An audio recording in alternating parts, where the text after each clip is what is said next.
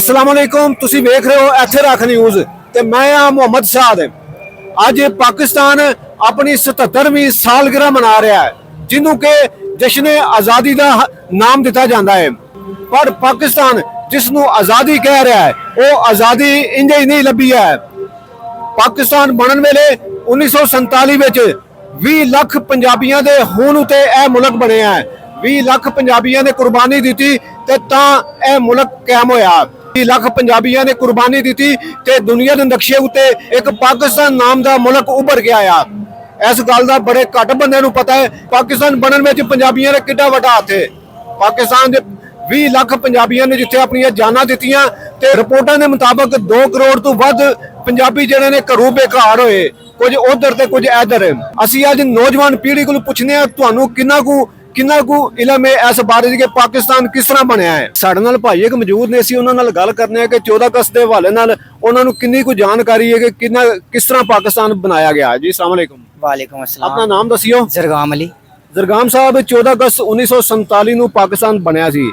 तुसी कोई इस बारे च स्कूलों पढ़िया होवे, कॉलेज पढ़िया होवे या सुनिया होवे कि वो किहड़े मुश्किलां तुसां मतलब कि सुनिया ने कि जदों पाकिस्तान बनया कितनियां कुर्बानियां दे उत्ते यह पाकिस्तान बनया है। ये जब जहाँ तक मेरी मालूमात है, मैंने स्कूलों में पढ़ा है और देखा भी है कि ये जो है ना कायदे ने बहुत सारी कुर्बानियाँ दी हैं और जो हमारा मुल्क जो है ना आज़ाद हुआ है। लेकिन जो इसके तासरात अभी नज़र आ रहे हैं ना, ये उस कायदे वाले नहीं लग रहे। अच्छा, मैनू दसो पंजाबी हो तुसी? जी। ते अपनी ज़बान दी गल करो ना। पंजाबी कर लेने। हाँ, पंजाबी दी गल करो क्योंकि साडे सारे सुनने वाले पंजाबी ने। ते मैनू दसियो कि कायद आज़म साहब ने कुर्बानियां दित्तियां, जिहड़ी पंजाबियों ने जिहड़ियां कुर्बानियां दित्तियां वो तुहानूं कोई इलम है? जी, उन्होंने बारे तो मैनू थोड़ा जिहा इलम है वे, लेकिन कुछ मैनू मिस्टेक भी है, लेकिन इन्ना ज़्यादा नहीं है इलम। जी जी। बाकी तुहाडे अपना दस दिंदे आ कि जिहड़ा ना जो पाकिस्तान बनया ना तो 20 लाख पंजाबियों ने अपन जाना गवाइया। 20 लाख पंजाबियों ने और किधरे भी कतलो गारत नहीं हुई। जो सिर्फ पंजाब टोटे होया, पंजाब के टोटे किए गए तो उदों दो पासे के पंजाबी जिहड़े मरे गए 20 लाख, जिन्हें 2 करोड़ पंजाबी जिहड़े घरों बेकार होए। उस बारे तुहाडे वास्ते एक नवीं गल होनी है ते तुसीं ऐ सुन के की अपने आखो दे कोई गलबात? बहुत अफसोस है, लेकिन जिहड़ा साडा मुल्क है पाकिस्तान है, असीं इहदे नाल ही रवांगे। पाकिस्तान जिंदाबाद। मेहरबानी जी। साडे नाल इस टाइम मोहतरम मौजूद ने, उन्हां दे काफ़ी सारे हदशात ने ते उन्हां पंजाब ते पंजाबीयत तो हट के पाकिस्तान नूं अहमियत देंदे ने ते असीं उन्हां नाल गल करने कि उन्हां दे की विचार ने। जी अस्सलाम वालेकुम। वालेकुम सलाम। अपना नाम दसियो सर। जी हाफिज मोहम्मद मंजूर। हाफिज मोहम्मद मंजूर साहब, तुसीं पाकिस्तान 14 अगस्त नूं वजूद विच आया। असीं आने कि आज़ादी हासिल की। आज़ादी होंदी है जिथे साडे तसल्लत होवे। पाकिस्तान वजूद विच आया, एक नवां मुल्क बनया। पाकिस्तान की सालगिरह 77वीं। पाकिस्तान बनाने में सारे नूं ज़्यादा कुर्बानियां जिहड़ियां ने पंजाबियों ने दित्तियां। कतलो गारत हुई, शहीद होए पंजाबी होए। आया कि तुसीं चाहते हो कि पाकिस्तान के जिहड़े उन्हां दे शहीद होए सन पाकिस्तान बनाने में उन्हां दी कोई यादगार बनाई जाए, उन्हां दी कुर्बानियां नूं तस्लीम किया जाए। बिस्मिल्लाहिर्रहमानिर्रहीम। मैं बहैसियत पाकिस्तानी मैं गल करांगा कि सिर्फ पंजाबियों की कुर्बानियां नूं ही नहीं उजागर करना चाहिए, बल्कि जितना कौमां ने भी कुर्बानियां दित्तियां ने पाकिस्तान बनाने वास्ते, जिन्हां दे भी किरदार है उन्हें विच उलमाए कराम ने, उन्हें विच दीनी कुव्वतां ने, दीनी जमातां ने, उन्हें विच उर्दू स्पीकिंग पंजाबी मुहाजर, उन्हें विच पख्तून, जितने भी लोगों ने कुर्बानियां दित्तियां ने, सब दी कुर्बानियां नूं सानूं याद रखना चाहिए और अपनी अगे नस्लों नूं दसना चाहिए, ताकि साड़ी नस्ल भी एक जिहड़ा जिस मकसद वास्ते पाकिस्तान हासिल किया गया है वो उस मकसद को समझे, उन कुर्बानियों को समझे और आगे उस मकसद को पूरा करने वास्ते अपना किरदार अदा करे। सही है। अच्छा, साडे पंजाब का एक ना बड़ा अनोखा जिहा काम है कि साडे पंजाब नूं पंजाबीयत तो हटाया जाता है कि हुण छोटी जी गल असीं मतलब करने आ कि सानूं स्कूलों में साडे बालां नूं पंजाबी नहीं पढ़ाई जाती।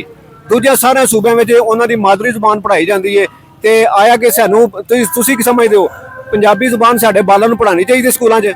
सर जी मैं गुजारिश करांगा कि बजाय असी तकसीम होने दे पंजाबी पख्तून और मुहाजर और सिंधी बलोची बजाय इसके असी सानू चाहिए कि एक ज़बान देनी चाहिए जी साड़ी कौमी ज़बान है उर्दू ज़बान। उस उर्दू ज़बान यकसा निसाब होना चाहिए और यकसा तर्ज तालीम होना चाहिए। मैं गल करांगा ਕਿ ਸਿਰਫ ਕਿਸੇ ਜ਼ਬਾਨ ਨੂੰ ਅਹਿਮੀਅਤ ਅਗਰ ਦੇਣੀ ਹੈ ਤਾਂ ਸਿਰਫ ਉਹ ਉਰਦੂ ਜ਼ਬਾਨ ਜਿਹੜੀ ਸਾਡੀ ਕੌਮੀ ਜ਼ਬਾਨ ਹੈ ਉਸ ਨੂੰ ਅਹਿਮੀਅਤ ਦੇ ਕੇ ਉਹ ਪੂਰੇ ਪਾਕਿਸਤਾਨ ਦੇ ਅੰਦਰ ਨੂੰ ਰਾਈਜ਼ ਕੀਤਾ ਜਾਏ। ਅੱਛਾ, ਇੱਕ ਸਵਾਲ ਹੈ ਕਿ ਪਾਕਿਸਤਾਨ ਵਿੱਚ ਉਰਦੂ ਸਪੀਕਰ, ਉਰਦੂ ਜਿਨ੍ਹਾਂ ਦੀ ਮਾਦਰੀ ਜ਼ਬਾਨ ਹੈ ਜਾਂ ਉਰਦੂ ਬੋਲਣ ਵਾਲੇ ਕਿੰਨੇ ਫੀਸਦ ਹੋਣੇ ਨੇ ਤੁਹਾਡੇ ਅੰਦਾਜ਼ੇ 'ਚ? ਫਿਗਰ ਮੈਨੂੰ ਯਾਦ ਨਹੀਂ, ਲੇਕਿਨ ਇਹ ਹੈ ਕਿ ਸਾਡੀ ਕੌਮੀ ਜ਼ਬਾਨ ਹੈ, ਉਹ ਲਾਜ਼ਮੀ ਹਰ ਬੰਦੇ ਨੂੰ ਆਉਂਦੀ ਹੈ, ਤਕਰੀਬਨ ਆਉਂਦੀ ਹੈ।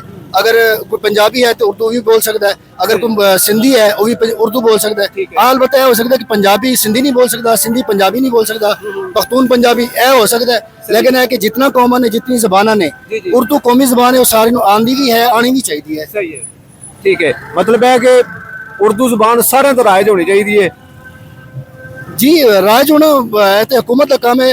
मैं निसाब तालीम के मुतालिक आखांगा कि वो सारे सूबे में उर्दू होना चाहिए, यकसा निसाब होना चाहिए। ठीक है, बिल्कुल यकसा निसाब होना चाहिए। ਹੁਣ ਸੂਬਾ ਹੈਬਰ ਦੇ ਜਾਈਏ ਨਾ, ਉੱਥੇ ਉਹਨਾਂ ਦੇ ਸੂਬੇ ਵਿੱਚ 3 ਮਾਦਰੀ ਜ਼ਬਾਨਾਂ ਸਕੂਲਾਂ 'ਚ ਪੜ੍ਹਾਈਆਂ ਜਾਂਦੀਆਂ ਨੇ, ਪਸ਼ਤੋ, ਦਰੀ ਤੇ ਉਧਰੋਂ ਜਨਾਬ ਆਪਣੇ ਚਤਰਾਲੀ ਜ਼ਬਾਨ ਹੈ।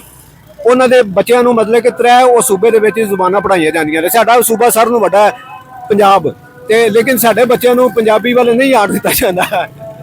ਉਸ ਬਾਰੇ ਕੋਈ ਤੁਹਾਡੀ ਰਾਏ ਕੋਈ? सर मेरी ख्याल है कि निजी सतह पर अगर कोई स्कूल खोल के बैठे और अगर पंजाबी पढ़ा अपना पश्तून जबान पढ़ा रहे हैं तो वो एक पर्सनल मैटर है। मेरा ख्याल है हुकूमती सतह पर मैं समझदा कि पूरे मुल्क के अंदर एक कौमी जबान जी साड़ी है उन्हें निसाब तालीम होना चाहिए, वही पढ़ाया जाना चाहिए। सही है। लो जी, मेहरबानी जनाब, ਤੁਹਾਨੂੰ ਪਾਕਿਸਤਾਨ ਦੀ ਸਾਲਗਿਰਾ ਮੁਬਾਰਕ। ਸ਼ੁਕਰੀਆ ਜੀ। बहुत ਅੱਜ ਪਾਕਿਸਤਾਨ ਦੀ 77ਵੀਂ ਸਾਲਗਿਰਾ ਮੁਲਕ ਭਰ ਦੇ ਨਾਲ ਪੰਜਾਬ ਦੇ ਜ਼ਿਲ੍ਹਾ ਗੁਜਰਾਤ ਵਿੱਚ ਵੀ ਵਾਜਿਆਂ ਦੇ ਪਾਂ ਨਾਲ ਮਨਾਈ ਗਈ। ਐਕਤੀ ਚੇਚੇ ਤੌਰ ਤੇ ਮਹਿਕਮਾ ਜੰਗਲਾਤ ਅਤੇ ਜ਼ਿਲ੍ਹੀ ਇੰਤਜ਼ਾਮੀਆ ਗੁਜਰਾਤ ਦੇ ਵੱਲੋਂ ਇਨਕਲਾਬੀ ਕੰਮ ਕੀਤਾ ਗਿਆ। ਗੁਜਰਾਤ ਸ਼ਹਿਰ ਵਿੱਚ ਮਹਿਕਮਾ ਜੰਗਲਾਤ ਅਤੇ ਜ਼ਿਲ੍ਹੀ ਇੰਤਜ਼ਾਮੀਆ ਨੇ ਗੁਜਰਾਤ ਦੀ ਆਵਾਮ ਵਿੱਚ ਮੁਫਤ ਬੂਟੇ ਵੰਡੇ। ਮਹਿਕਮਾ ਜੰਗਲਾਤ ਦੇ ਸਾਹਿਬਾਂ ਦੇ ਮੁਤਾਬਕ ਐਕਤੀ ਇਸ ਵਰੇ ਅਸਾਂ 2 ਲੱਖ ਬੂਟੇ ਲਾਏ। ਸਕੂਲਾਂ ਕਾਲਜਾਂ ਵਿੱਚ ਪੜਿਆਰਾਂ ਨੂੰ ਰੁੱਖਾਂ ਦਾ ਸ਼ੌਰ ਦਿੱਤਾ। ਇੱਕ ਵਕਤ ਸੀ ਜਦੋਂ ਹਰ ਘਰ ਦੇ ਵਿਹੜੇ ਵਿੱਚ ਕੋਈ ਨਾ ਕੋਈ ਰੁੱਖ ਜ਼ਰੂਰ ਹੁੰਦਾ ਸੀ, ਅਤੇ ਹੁਣ ਰੁੱਖਾਂ ਦੀ ਥਾਂ ਤੇ ਸੀਮਟ ਬਜਰੀ ਦੇ ਲੈਂਟਰਾਂ ਨੇ ਲੈ ਲਈ ਹੋਈ ਹੈ, ਜੋ ਕਿ ਸਾਡੇ ਮਾਹੌਲ ਲਈ ਡਾਢਾ ਨੁਕਸਾਨਦੇਹ ਸਾਬਤ ਹੋ ਰਹੀ ਹੈ। ਪਾਕਿਸਤਾਨ ਵਿੱਚ ਪਿਛਲੇ ਕੁਝ ਵਰ੍ਹਿਆਂ ਤੋਂ ਸਰਕਾਰਾਂ ਵੱਲੋਂ ਵੀ ਇਹ ਸ਼ੌਰ ਦਿੱਤਾ ਜਾ ਰਿਹਾ ਹੈ ਕਿ ਰੁੱਖ ਸਾਡੀ ਲੋੜ ਨੇ, ਸਾਡੀ ਆਉਣ ਵਾਲੀ ਪੀੜ੍ਹੀ ਦੀ ਲੋੜ ਨੇ। 14 ਅਗਸਤ ਨੂੰ ਸਾਨੂੰ ਪਾਂ ਦੀ ਨਹੀਂ, ਛਾਂ ਦਾ ਪ੍ਰਬੰਧ ਕਰਨਾ ਪੈਂਦਾ ਹੈ। 14 ਅਗਸਤ ਨੂੰ ਹਰ ਪਾਸੇ ਕੁਛ ਵਾਜਿਆਂ ਦੀ ਪਾਂ ਤੇ ਕੁਛ ਲਫੰਟਰ ਮੁੰਡੇ ਸਕੂਟਰਾਂ ਦੇ ਸਲੰਸਰ ਲਾ ਕੇ ਮਾਹੌਲ ਦੀ ਆਲੂਦਗੀ ਵਿੱਚ ਵਾਧਾ ਕਰਦੇ ਦਿਖਾਈ ਦਿੰਦੇ ਨੇ। ਸਾਡੀ ਨੌਜਵਾਨ ਪੀੜ੍ਹੀ ਨੂੰ ਵੀ ਸੋਚਣਾ ਚਾਹੀਦਾ ਹੈ ਕਿ ਸਾਡੇ ਭਵਿੱਖ ਲਈ ਰੁੱਖ ਕਿੰਨੇ ਜ਼ਰੂਰੀ ਨੇ। ਹਰ ਇੱਕ ਨੂੰ ਆਪਣੀ ਅਗਲੀ ਪੀੜ੍ਹੀ ਲਈ ਘੱਟੋ ਘੱਟ 1 ਬੂਟਾ ਜ਼ਰੂਰ ਲਾਉਣਾ ਚਾਹੀਦਾ ਹੈ। ਅਚੇਚਾ ਧੰਨਵਾਦ ਮਹਿਕਮਾ ਜੰਗਲਾਤ ਅਤੇ ਜ਼ਿਲ੍ਹੀ ਇੰਤਜ਼ਾਮੀਆ ਦਾ।